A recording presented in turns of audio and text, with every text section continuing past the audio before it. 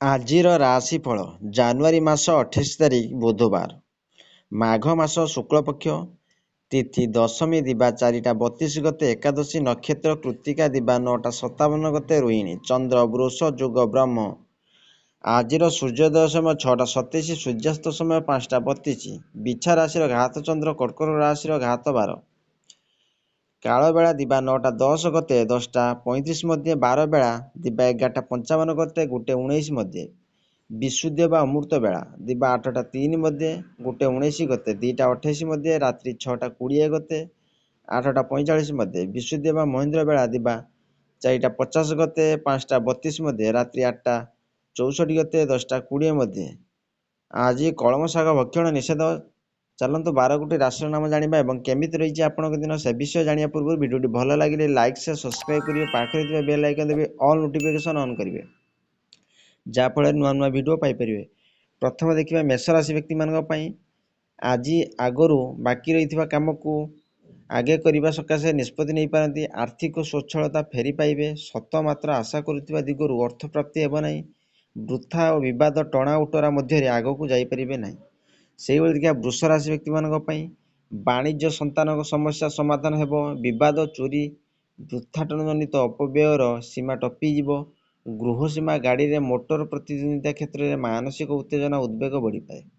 ସେହିଭଳି ଦେଖିବା ମିଥୁନ ରାଶି ବ୍ୟକ୍ତିମାନଙ୍କ ପାଇଁ। ଆଜି ଆକସ୍ମିକ ଭାବରେ କେତେକ ସାଧାରଣ ଘଟଣାକୁ କେନ୍ଦ୍ର କରି ପରିବାରରେ ବିବାଦୀୟ ପରିସ୍ଥିତି ସୃଷ୍ଟି ହେବ। ଶତ୍ରୁତା, ରୋଗ ପୀଡ଼ିତା କିମ୍ବା ଋଣ ପରିଶୋଧ ଜନିତ ଅର୍ଥ ବ୍ୟୟ କରିବେ, କିନ୍ତୁ କର୍ମକ୍ଷେତ୍ରରେ ସୁନ୍ଦର ସୁଯୋଗ ପ୍ରାପ୍ତି ହେବ।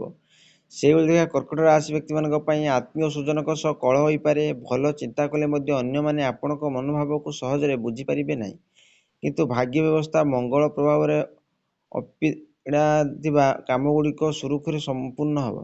ସେହିଭଳି ସିଂହ ରାଶି ବ୍ୟକ୍ତିମାନଙ୍କ ପାଇଁ। ଆଜି ଆପଣଙ୍କ ପରିବାରର ଓ ବନ୍ଧୁ ସମ୍ପର୍କ କ୍ଷୁଣ୍ଣ ହୋଇପାରେ, କିନ୍ତୁ ଉପରିସ୍ଥ ଅଧିକାରୀଙ୍କ ଅନୁକମ୍ପାରୁ ଅଫିସରେ ସହାନୁଭୂତି ସହ ବନ୍ଧୁଙ୍କ ଅବଦାନ ଅବିସ୍ମରଣୀୟ ରହିବା ଦିନଟି ପୀଡ଼ାଦାୟକ। ସେହିଭଳି କନ୍ୟା ରାଶି ବ୍ୟକ୍ତିମାନଙ୍କ ପାଇଁ। ଆଜି ନୂତନ କର୍ମାରମ୍ଭ ପାଇଁ ଆନୁଷ୍ଠାନିକ ଅଯଥାର୍ଥ ଭାବରେ ସହଯୋଗ ହାତ ବଢ଼ାଇ ପାରନ୍ତି। ପରିବାର ସଦସ୍ୟଙ୍କ ସ୍ୱାସ୍ଥ୍ୟ ତଥା ପାରିବାରିକ ସମସ୍ୟାର ତ୍ୱରାନ୍ୱିତ ସମାଧାନ ପାଇଁ ଚିନ୍ତା କରିବେ। ସେହିଭଳି ତୁଳା ରାଶି ବ୍ୟକ୍ତିମାନଙ୍କ ପାଇଁ। ଆଜି ପାରିବାରିକ ଅବସ୍ଥାରେ ସାମାନ୍ୟ ଉନ୍ନତି ହେବାକୁ ଆଶ୍ୱସ୍ତି ଅନୁଭବ କରିବେ। ବ୍ୟବସାୟରେ ବିଭିନ୍ନ ପ୍ରକାର ସମସ୍ୟା ଦେଖାଦେଇପାରେ। ସ୍ୱାସ୍ଥ୍ୟ ଓ ପରିବାରର କର୍ମକ୍ଷେତ୍ର ସମ୍ପର୍କ ଆଲୋଚନା ପାଇଁ ସମୟ ପ୍ରାୟତଃ ଅନୁକୂଳ ରହିବ। ସେହିଭଳି ବିଛା ରାଶି ବ୍ୟକ୍ତିମାନଙ୍କ ପାଇଁ। ଆଜି ସୁଭୋଜନ, ଧନ ଲାଭ ହେବ। ଅଫିସରେ ଦୃଢ଼ ପଦକ୍ଷେପ ନେଇ କାର୍ଯ୍ୟ ହାସଲ କରିବେ।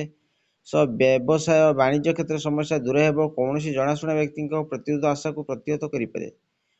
ସେହିଭଳି ଧନୁରାଶି ବ୍ୟକ୍ତିମାନଙ୍କ ପାଇଁ। ଆଜି ଦିନରେ ମନ ଭଲ ରହିବ ନାହିଁ। ପ୍ରତ୍ୟୁଷ ଯାତ୍ରାରେ ଦେବଦର୍ଶ ସାଙ୍ଗକୁ ଭ୍ରମଣ ସୁଯୋଗ, ଜଷ୍ଟିସ୍ ସତ୍ କାମରେ ବ୍ୟୟ କରିବା ସହ ବନ୍ଧୁମାନଙ୍କ ଶୁଭଚିନ୍ତିକ ଭାବରେ କାମ କରିବାର ଆଗ୍ରହ ପ୍ରକାଶ କରିପାରନ୍ତି। ସେହିଭଳି ଦେଖିବା ମକର ରାଶି ବ୍ୟକ୍ତିମାନଙ୍କ ପାଇଁ। ଆଜି ପ୍ରତ୍ୟେକ କ୍ଷେତ୍ରରେ ପୂର୍ବ ଶତ୍ରୁତା ପ୍ରତି ସତର୍କ ରହି କାମ କରିବା ଭଲ ହେବ। ସାମାନ୍ୟ ବଚସା ପରେ ଯାଇ ବକେୟା ଅର୍ଥ ଆଦାୟ କରିବାରେ ସକ୍ଷମ ହୋଇପାରନ୍ତି। ବନ୍ଧୁଙ୍କ ଅନୁରାଗ ପ୍ରତି ମନର ଦୁର୍ବଳତା ଆସିପାରେ।